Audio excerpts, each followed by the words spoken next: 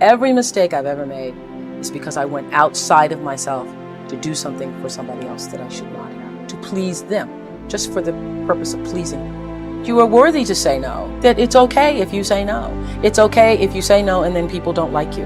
That's really okay. The important thing is how you feel about what you're doing, how you feel about yourself.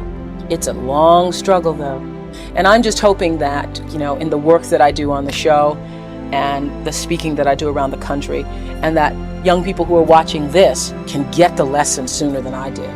Because it's painful, because you keep repeating it over and over and over until you get it right. And what I found is that every time you have to repeat the lesson, it gets worse.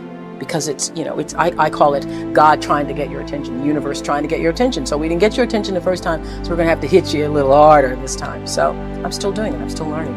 I say many times, the universe is always trying to get your attention. I use universe and God interchangeably. It's trying to get your attention. And sometimes it starts out, any major problem you encounter, it always started out as a whisper.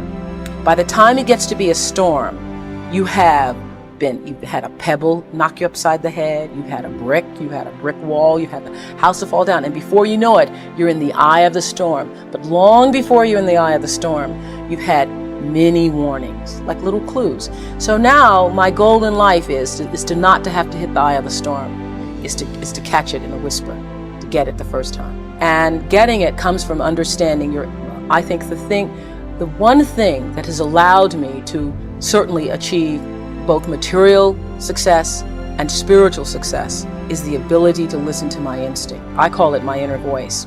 It doesn't matter what you call it, nature, instinct, higher power. But the ability to understand the difference between what your heart is saying, what your head is saying. I now always go with the heart.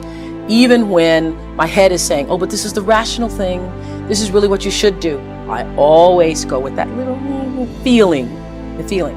I am where I am today because I have allowed myself to listen to my feelings. I feel that luck is preparation meeting opportunity. One of the biggest lessons I've learned recently is that when you don't know what to do, you should do nothing until you figure out what to do. Because a lot of times you feel like you're pressed against the wall and you've got to make a decision. You never have to do anything. No, don't know what to do nothing. I wait. And that has been a big lesson.